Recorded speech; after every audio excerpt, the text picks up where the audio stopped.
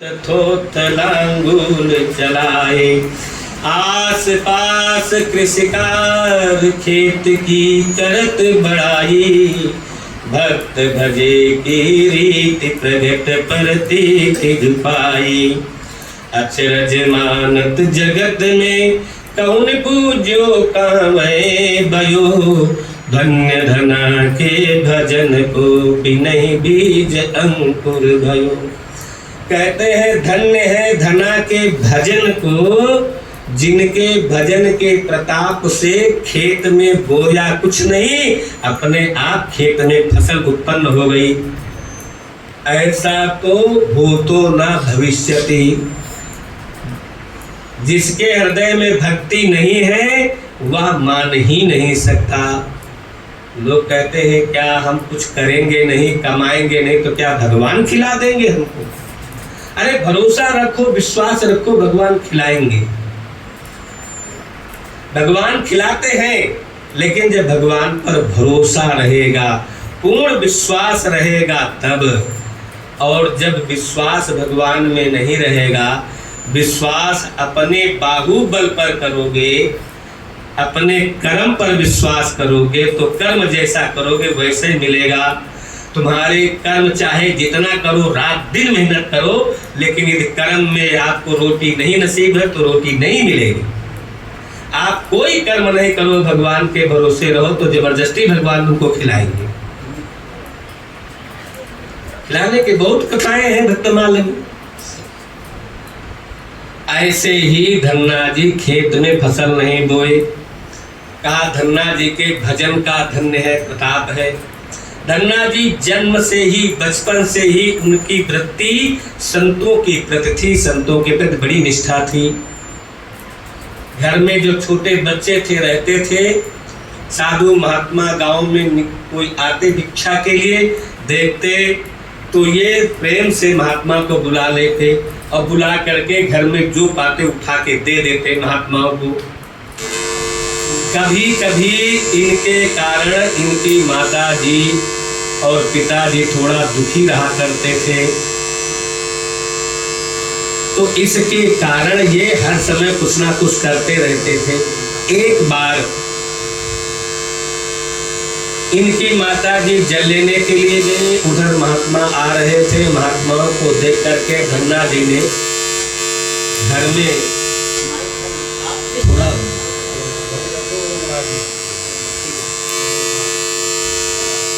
थोड़ा साउंड कम कर दो।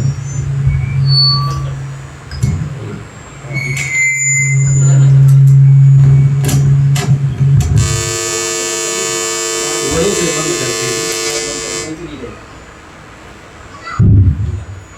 श्री राघवेंद्र सरकार की जय।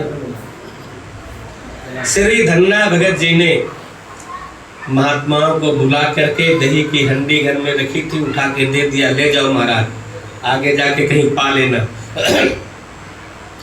पड़ोस की मैया एक देख रही थी, जब इनकी माता जल लेकर के आई, उसने शिकायत कर दिया तो वो धन्ना को डांटने लगी। जब डांटने लगी तो धन्ना ने कहा हमसे क्या कहते हो, घर में जाकर तुम पहले देखो तो। उसने जब घर में जाकर के देखा तो वो दही की हंडी जैसी की तैसी घर में रखी मिली। ऐसे ऐसे अनेक चमत्कार इनके जन्म से ही दिखाई दे रहे थे। इनको पूरा भरोसा था राम जी पर।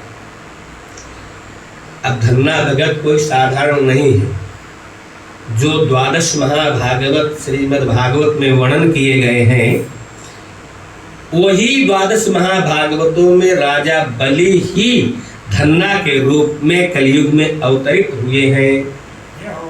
ये राजा बलि है।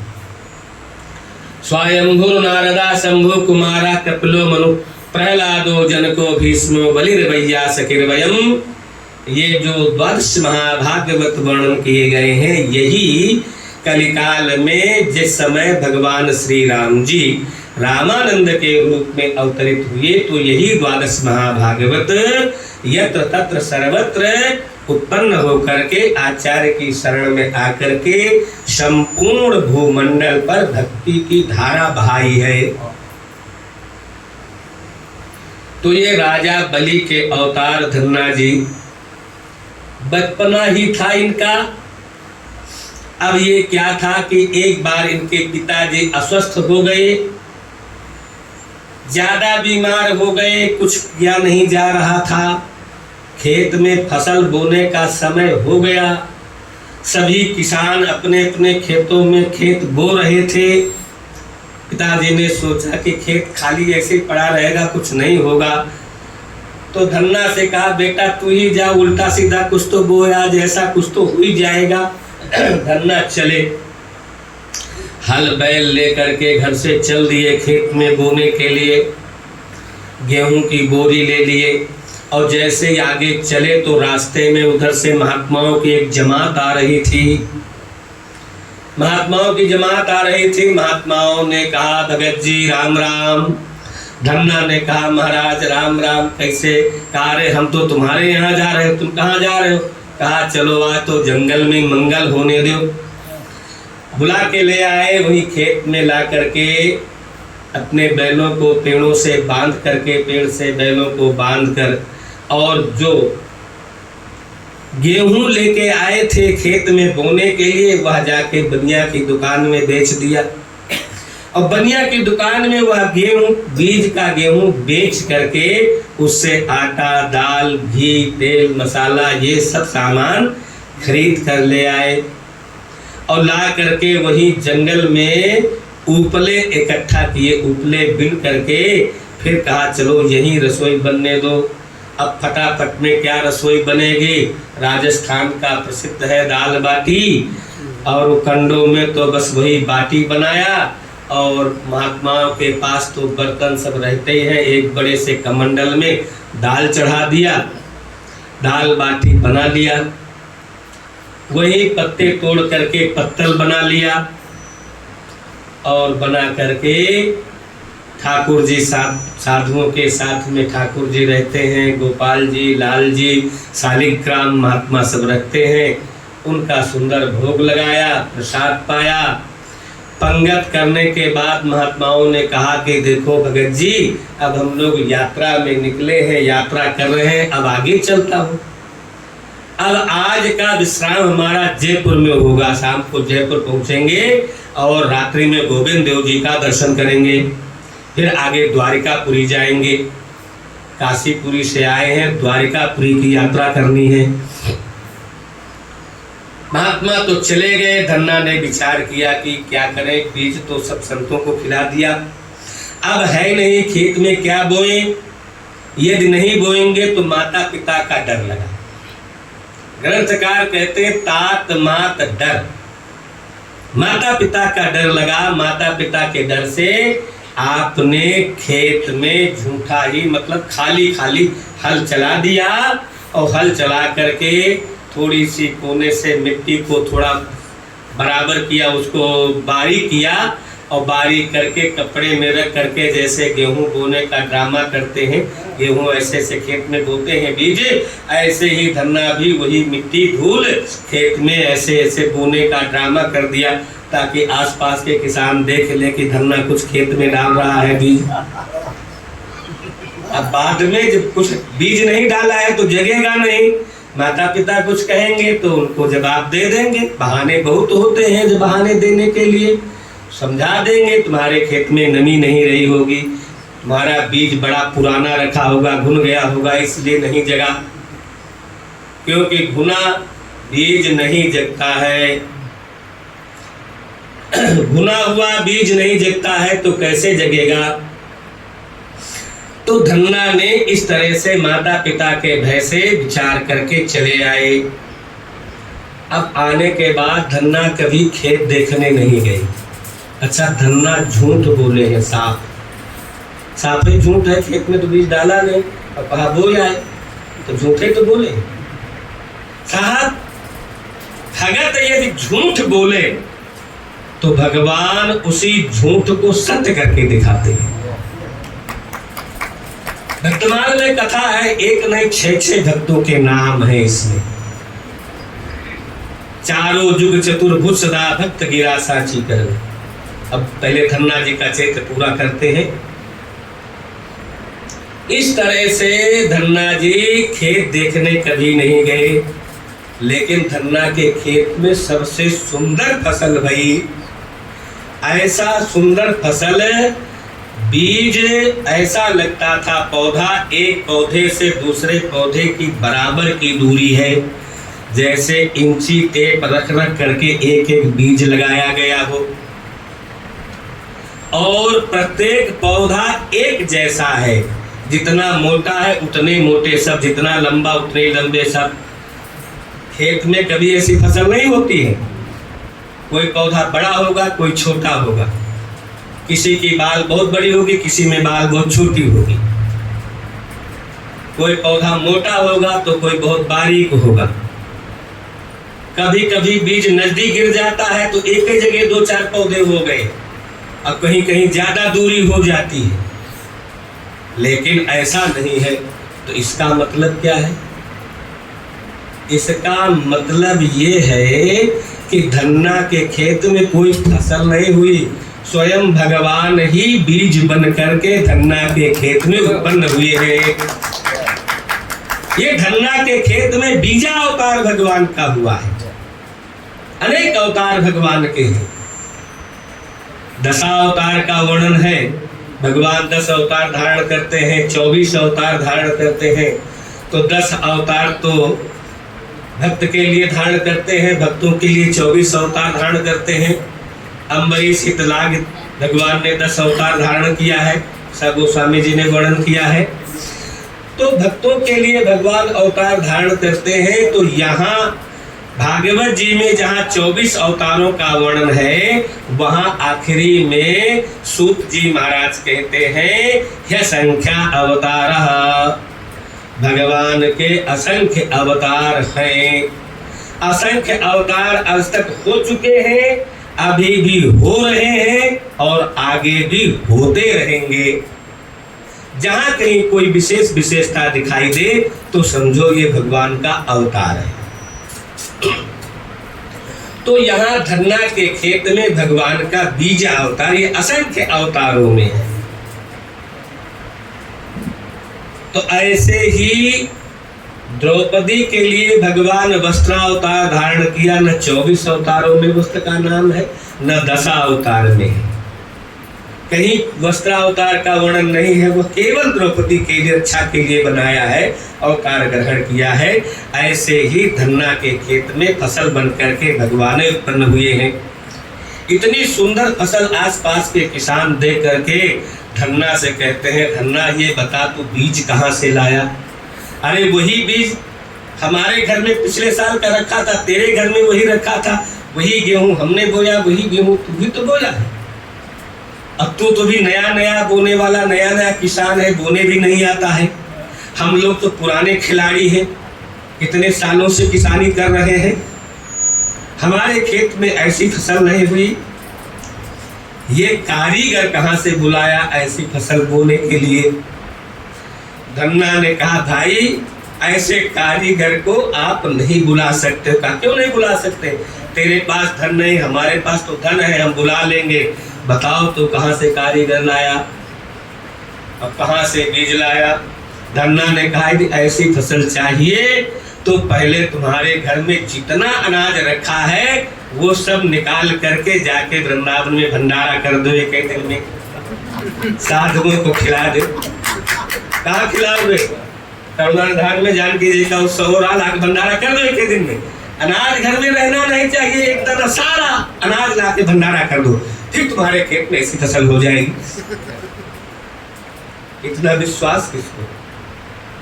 नामदेव जी के घर में लगी आग, गांव के लोग आए, आ करके आग में जैसे तैसे घुस करके सामान निकाल करके बाहर लाते हैं, नामदेव जी उठा के फिर आग में डाल देते हैं और बैठे कीर्तन कर रहे हैं, कहते जय हो भगवान, आज आप अग्नि के रूप में आकर के आए हैं तो ये भी भोग लगाओ, इसका भी भोग लगाओ, इसका भी भोग लगाओ। सब कुछ घर में स्वाहा हो गया, कुछ नहीं बचा। अब नामदेव पेड़ के नीचे बैठे कीर्तन कर रहे हैं। भगवान द्वारिकाधीश चले तो भगवान को उतावला होकर के देखते ही माता रुक्मिणी जी कहती हैं, कहाँ जा रहे हो? ऐसे उतावले होकर के जल्दबाजी में। भगवान ने कहा, मेरा एक भक्त है, उसका दर्शन करने जा रहा हूं। तो देवी रुक्मिणी ने कहा, ऐसे भक्त आपके बहुत हैं जिनका दर्शन करने आप जाते हैं, लेकिन कम से कम कभी कभी हमको भी तो ले जाया करो, ऐसे भक्तों का दर्शन कराओ। तो कहा, जल्दी चलो फिर मेरे साथ। तुरंत लेकर के आए और कहा, देखो ये भगत बैठा है पेड़ के नीचे, इसी के लिए आया हूं। और ये सामने जो काला काला दीवार दिख रही है, सब फूस जला हुआ दिख रहा है, यही भगत का घर है। अब इस घर को बनाना है। स्वयं भगवान और माता रुक्मिणी जी जंगल से जाके घास काट के लाए, घास काट के, लकड़ियां काट के लाके छप्पर बनाया। और छप्पर भगवान बना रहे थे, देवी रुक्मिणी जी से कहा, ऐसा करो, जाके गोबर लेके आओ, गोबर और मिट्टी का सुंदर लेप बनाओ, और ये दीवारें जो काली हो गई हैं धूल धुआं से, इन पे पेंट करके चमका दो दीवारों को। माता लक्ष्मी जिस दीवार की पुताई अपने हाथों से करें तो उसकी चमक क्यों नहीं हो? क्या सुंदर दीवारें चमक रही थी, ऐसी चमक रही थी कि चेहरा देखो, कांच जैसी चमक रही दीवारें। छप्पर भगवान ने बनाया, रख के चले गए। गांव के लोगों ने आकर के देखा तो नामदेव से कहते, नामदेव कहां से कारीगर बुलाया, ऐसा छप्पर छपाया? बताओ कारीगर को, हम भी ऐसे कारीगर बुलाएंगे और अपने द्वार पर एक सुंदर ऐसा बंगला रखेंगे, बैठक बनाएंगे। ऐसा कारीगर बताओ कहां पर? हमारे पास बहुत धन है, हम धन दे देंगे, तुम्हारे पास उतना धन भी नहीं है। नामदेव से कहा। नामदेव ने कहा, भैया ऐसा छप्पर और ऐसी दीवार बनानी है तो घर में पहले लगाओ आग, और घर का एक भी सामान बाहर मत निकालो, सारा सामान वहीं जल करके खाक हो जाने दो, और निश्चित होकर के बैठ जाओ तो तुम्हारी भी दीवारें और छप्पर ऐसे हो जाएगा। तो लोगों ने कहा कि नामा तो पागल हो गया है, ये तो पागल है। लोग नामदेव को पागल कहते हैं, कौन सुनता है भगत की बात? और वास्तविकता तो यही है, धन्ना भी यही कह रहे हैं, लेकिन कौन सुनता है? अच्छा, फसल तो बड़ी सुंदर हो गई, ये हुई संत कृपा, ये संतों की कृपा है। बोया कहाँ? संतों के पेट में, और जगह कहाँ? धन्ना के खेत में। धन्ना के खेत में जगह, ये तो अब संत की कृपा हुई। अब भगवंत कृपा, भगवान की कृपा संत धन्ना के ऊपर हो रही है। बहुत सुंदर फसल हो गई, फसल तैयार है, लेकिन अब एक समस्या है, फसल की रखवाली करना चाहिए। यदि नहीं रखवाली की जाएगी तो दिन में चिड़िया उजाड़ देंगी, रात में जंगली जानवर आते हैं, पशु आते हैं, वो सब नष्ट कर देंगे। तो उसकी रखवाली, धन्ना को समय कहाँ? धन्ना तो महात्मा आ जाते हैं तो वहीं बैठ के दिन भर कीर्तन करते रहते हैं, उन्हीं के भोजन छाजन में लगे रहते हैं, कभी देखते नहीं है धन्ना। धन्ना कभी संतों की तरफ खेत में जाकर के नहीं देखते हैं। जब खेत में जाकर के धन्ना भगत नहीं देखते हैं तो भगवान को चिंता हुई कि इतनी सुंदर फसल है और इसकी रखवाली नहीं होगी, तब तो फिर ये फसल नष्ट हो जाएगी। कैसे हमारे आने वाले संतों की सेवा होगी और कैसे इस भगत का परिवार का पालन होगा? तो स्वयं भगवान ही नौकर बन करके आ गए धन्ना के यहाँ। फटे चिथड़े कपड़े पहने, हाथ में एक मोटा सा लठ रखे आ गए। आए धन्ना जी के पास में, जैसे पहुंचे तो कहते, भगत जी राम राम। धन्ना ने कहा, भैया राम राम, कहो क्या बात है? कहा, भाई क्या करें, हमारे देश में अकाल पड़ गया है, हमारे बाल बच्चे सब भूखे मर रहे हैं, खाने का दाना नहीं है, हम काम धंधा की तलाश में निकले हैं, कहीं कोई काम मिल जाए तो कर लें। तो बताओ भगत जी, तुम्हारे यहाँ कोई काम धंधा हो तो बताओ, हम कुछ कर लें। धन्ना ने कहा, भाई हमारे पास काम धंधा क्या है, अच्छा बताओ तुम करना क्या जानते हो, धन्ना ने पूछा। तो वो भगवान वेशधारी ने कहा कि करना तो ऐसा कोई काम नहीं है जो करना हम ना जानते हो। ऐसा कोई दुनिया में काम है जो भगवान ना कर सके? ऐसा कोई काम नहीं है जो करना मैं ना जानूं, लेकिन हाँ रखवाली करना बहुत अच्छी तरह से हमको आता है। सब काम तो कर लेता हूं, एक काम में पारंगत हूं, इसमें विशेष डिग्री हमको मिली है रखवाली करने में। रखवाली करने में कैसे डिग्री मिली है? मानस में वर्णन करते हैं, जिन बालक राखे महतारी। जिस तरह से माँ बालक की रक्षा करती है, भगवान इस तरह से अपने भक्तों की रक्षा करते हैं। ये उपमा तो दी, लेकिन ये उपमा सटीक नहीं है, गलत उपमा है, सही उपमा नहीं बैठती है। माँ हमेशा बालक का ध्यान रखती है, ध्यान रखते हुए माँ चूक जाती है। माँ की चूक हो जाती है, बालक गिर जाता है, चोट खा जाता है। बालक चोट खाता है तो चूक माँ की है ना। लेकिन भगवान कभी भी बालक को अपनी शरण में जिसको ले लेते हैं तो कभी चूक नहीं करते, पूरी अच्छी तरह से उसकी रखवाली करते हैं। इसीलिए कहा कि जिन बालक राखे महतारी, केवल उपमा देकर के छोड़ दिया, ये उपमा सटीक नहीं बनी। भगवान कहते हैं रखवाली करना हमको बहुत अच्छी तरह से आता है, हम बढ़िया से रखवाली कर लेंगे। तब तो कहा ठीक है, लेकिन रखवाली क्या करोगे भैया, हमारे घर में तो कोई माल मत्ता है नहीं कि खूब धन हो तो रखवाली के लिए कोई नौकर रखे। तो भगवान ने कहा कोई बात नहीं, घर में नहीं तो खेत मेड़ में कोई हो। तो कहा खेत मेड़ में, तो धन्ना को याद आया, हाँ खेत तो है, फसल भी ठीक है, लोग बात सब कहते हैं, हमने भी देखा है, समय भी रखवाली करने का है खेत की। धन्ना ने कहा खेत तो है, वहां पर एक फसल ठीक ठाक है।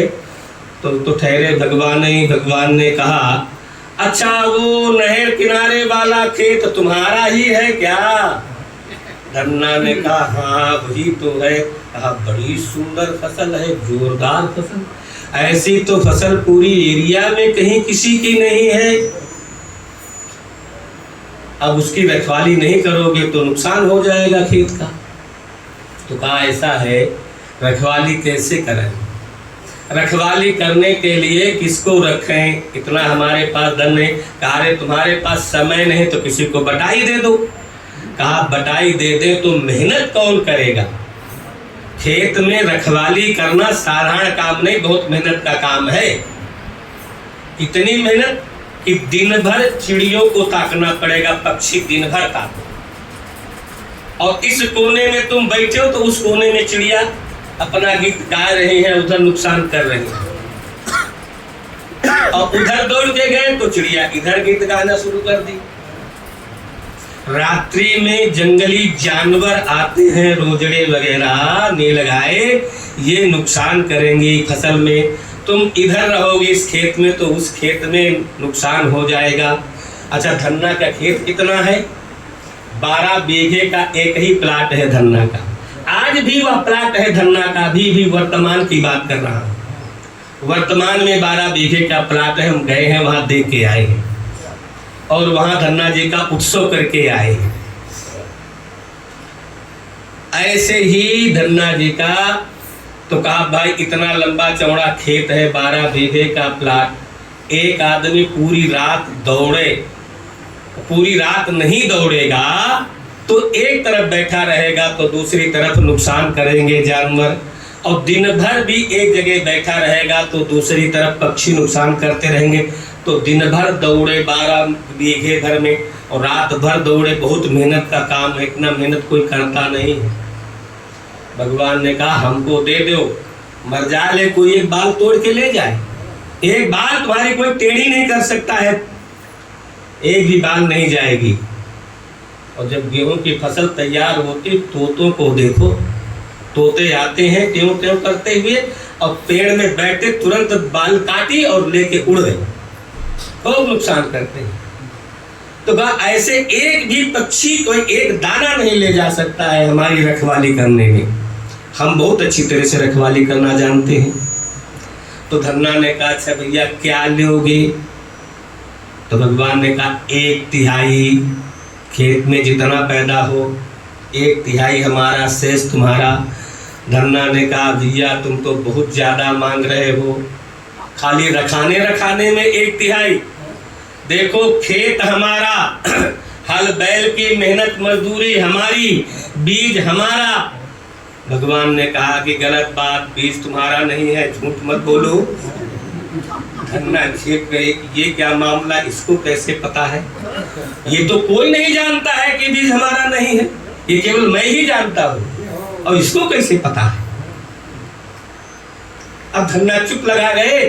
तो कहा ठीक है, अच्छा कोई बात नहीं। तो धन्ना जी से भगत ने कहा कि ऐसा, धन्ना जी ने पूछा भगत जी से अच्छा आपका नाम क्या है? तो भगवान ने कहा सौंजिया। सौंजिया नाम अपना रख लिया। भगवान जस चाहिए नाचा तस चाहिए काछा। जैसा नाचना होता है वैसा स्वरूप भगवान बना लेते हैं। बड़ा विचित्र स्वरूप भगवान का होता है। नौकर बनते हैं तो नाम भी वैसा बना लेते, स्वरूप भी बना लेते। तब तो धन्ना तुरंत भगवान ने कंधे में रखा लठ और कहा मैं जा रहा हूं खेत पर। सुनो भगत जी, दिन भर आप ही तो कह रहे थे कि दिन भर पक्षी ताकना पड़ेगा, रात में जानवर ताकना पड़ेगा, तो रात दिन हम खेत में रखवाली करेंगे तो रोटी खाने घर नहीं आएंगे, रोटी भी वहीं ले आना, खेत में दे जाना हमको। धन्ना ने कहा भैया 1/3 तू अनाज ले जाएगा और रोटी भी मेरी खाएगा। ये तो बड़ा भाई बड़ी ने, ये इंसाफ नहीं है। लेकिन अब कहते क्या, कुछ कर नहीं पाए और चुप लगा गए। अब भगवान तो कंधे में लट रख करके पहुंच गए खेत पर और जा करके मेड़ में बैठ गए। अब सुंदर रसोई बनी, घर में भोजन बना सुंदर बाजरे के टिक्कर और छाछ, बाजरे की रोटियां और छाछ लेकर के धन्ना सोचे कि ऐसा है बेचारा वो खेत में सौंजिया है, भूखा होगा, पहले उसको खिलाया हूं, बाद में खाऊं। धन्ना पढ़े लिखे नहीं है, अनपढ़ है, लेकिन उनके द्वारा निष्ठा का निर्वाह हो रहा है। पहले भगवान को पवाना चाहिए, भगवान का भोग लगाना चाहिए, उसके बाद पाना चाहिए। तो भगवान सौंजिया के रूप में खेत में फसल ताक रहे हैं, रखा रहे हैं, तो सबसे पहले रोटी लेकर के खेत में जाते हैं और सौंजिया को खिलाते हैं, उसके बाद घर में आके खाते हैं। इस तरह से समय बीतता गया। अब बिल्कुल फसल कटने वाली हो गई, एकदम तैयार है, कटने का है। अब कल से कटने का काम शुरू हो जाएगा। धन्ना घर से रोटी छाछ लेकर के गए खेत में, तो उस समय वह सौंजिया मेड़ में सोया हुआ था, तान दुपट्टा, और सौंजिया के नौकर के रूप में नहीं, साक्षात राम जी के रूप में सुंदर किरीट मुकुट कुंडल धारण किए हुए और पीतांबर तान करके सो रहे हैं मेड़ पर। धन्ना गए और देखा, अभी तो वो तो पीतांबर से ढके हुए हैं, तो किरीट मुकुट कुंडल कुछ दिख नहीं रहा है। धन्ना ने सोचा कि सौंजिया बेचारा थका मांदा है, रात भर जागा होगा, नींद के मारे सोने दो इसको, नींद क्यों हराम करो इसकी। फिर सोचा कि नहीं, भूखा है, भूखा व्यक्ति यदि सोया हो तो जगा करके खिलाना धर्म है। भूखे व्यक्ति को यदि नींद आ गई हो तो उसे जगा करके खिलाना सबसे बड़ा धर्म है, इसीलिए इसको जगा के खिलाना चाहिए। भूखा तो है ही, दोपहर हो गई। तो धन्ना ने सबसे पहले वो चादर हटाई, जैसे पीतांबर हटाया तो सुंदर किरीट मुकुट कुंडल ये दिखाई दिया। धन्ना तो निहाल हो गए, हाथ जोड़ करके जी भर करके दर्शन, सुंदर स्वरूप का दर्शन करते रहे, टकटकी लगा करके। इतने में सौंजिया ने नींद का बहाना पूरा हुआ और जगने का बहाना किया। जैसे सोया हुआ व्यक्ति अंगड़ाइयाँ लेकर के जम्हाइयाँ लेता है, ऐसे अंगड़ाइयाँ लेते हुए जम्हाइयाँ लेते हुए उठ करके बैठे और तुरंत अपने स्वरूप को अंतर्हित किया, राम रूप को, और सौंधिया के रूप में आए गए। धन्ना तो हाथ जोड़े प्रार्थना कर रहे हैं। सौंधिया ने कहा, हे धन्ना, ये क्या बोल रहे हो? हम तुम्हारी बात समझ नहीं रहे हैं, तुम क्या बक रहे हो? धन्ना ने कहा कि प्रभु, मैं आपको पहचान गया, आप साक्षात प्रभु हैं और आप हमारे खेत की रखवाली करते हैं, खेत की रक्षा कर रहे हैं, यहाँ खेत में है। तो भगवान ने कहा, देखो ये सब बात अच्छी नहीं लगती हमको, फसल तैयार है, कटने वाली है, अब 1/3 बंटवाने का समय आया तो तुम कहते हो भगवान हो, तेरा तुझको अर्पण क्या लगे मेरा, ये बहानाबाजी नहीं चलेगी। हम तो गांव के लोगों को बुला के पंचायत करवा करके 1/3 बंटवा लेंगे तुमसे। इस तरह से धन्ना ने कहा, प्रभु 1/3 का सर्वस्व आपका ही है, इसमें मेरा तो कुछ नहीं, तेरा तुझको अर्पण क्या लागे, मेरा सब कुछ तो भगवान का ही है, जीव का है क्या? जीव तो केवल एक अभिमान करता है कि ये मेरा है, ये मेरा कहने का जीव का केवल मात्र अभिमान ही है, बाकी और जीव का कुछ नहीं है, सब कुछ तो भगवान का है। इस तरह से भगवान ने धन्ना के खेत की रक्षा की।